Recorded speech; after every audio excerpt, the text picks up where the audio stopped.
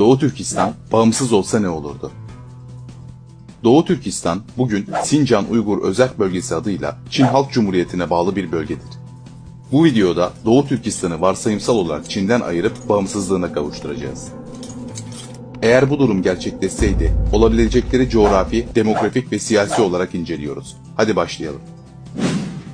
Doğu Türkistan bağımsız olsaydı Sincan bölge ismini kullanmayı bırakır, devletin adı Doğu Türkistan Cumhuriyeti olurdu. Devletin bayrağı gök bayrak ismiyle turkuaz zemin üzerine ay yıldızlı bayrak olurdu. Doğu Türkistan Cumhuriyeti resmi arması ise şu şekilde olurdu. Bu armada Hilal ve Tuğra'nın üzerinde bulunan 3 yıldız Göktürk Kağanlığını, Uygur Kağanlığını ve Karahanlıları temsil ederdi. Milli marşı 1933'te kabul edilen Kurtuluş Yolunda Marşı olurdu. Milli marşlarında Attila, Cengiz, Timur dünyayı titretmişti. Kan verip şan alan biz, onların evlatlarıyız. Yaşasın, hiç sönmesin, parlasın istikbalimiz sözleri olurdu. Doğu Türkistan'ın bağımsızlığını tanıyan ilk devletler bağımsız Türk devletleri olurdu. Doğu Türkistan'ın bağımsız olmasıyla nüfusu tahmini olarak 35.850.000 olurdu. Doğu Türkistan bu nüfusuyla nüfusa göre ülkeler sıralamasında 39. Fas ile 41. Özbekistan arasına yerleşirdi. Doğu Türkistan Cumhuriyeti'nin yüz ölçümü 1.664.890 km² olurdu.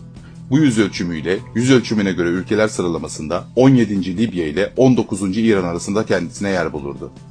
Dünyadaki bağımsız Türk devletlerinin sayısı 7'den 8'e yükselirdi.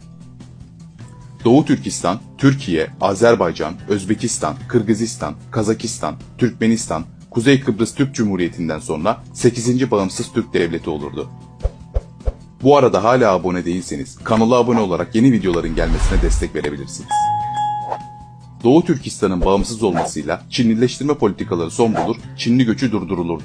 Ülkede resmi dilin Türkçe olmasıyla Han Çinlileri Çin'e göç etmeye başlardı. Ülkedeki Çinli nüfusu hızla düşerdi. Bunun aksine dünyanın çeşitli ülkelerine dağılan yüz binlerce Türk atalarının yurtlarına dönerek bölgedeki Türk nüfusunu hızla arttırırdı. Ülkenin başkenti ise binlerce yıllık tarihiyle Kaşgar olurdu. Diğer büyük ve önemli şehirleri Hoten, Urumçi, Aksu, Gulca ve Altay olurdu. Çin'in uyguladığı asimilasyon ve ayrımcılık politikası son bulurdu. Çin hükümetinin eğitim kampı olarak adlandırdığı toplama kampları dağıtılır, buradaki insanlar ailelerine kavuşurdu. Ticaret yolları üzerinde bulunan Doğu Türkistan, tarihi İpek yolunun tam hakimi olurdu. Doğu Türkistan'ın ihraç ettiği önemli tarım ürünleri pamuk, buğday ve mısır olurdu. İli Nehri ve tarım nehirleri bölgenin tarımsal faaliyetlerinin gelişmesine katkı sağlardı. Ülkenin en yüksek noktası Keşmir sınırında bulunan 8600 metreyi bulan dağlar olurdu.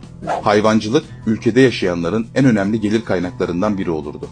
Doğu Türkistan'ın bağımsız olmasıyla ülkede yaşayanlar seyahat özgürlüğü kısıtlamasından kurtulurdu.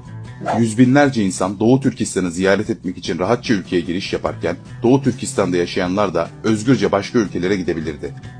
Doğu Türkistan'a gelen Türk turistler Uygur pilavı ve Uygur şiş kebabını yerler, bölgedeki tarihi akrabalarını yakından tanıma fırsatına kavuşurlardı.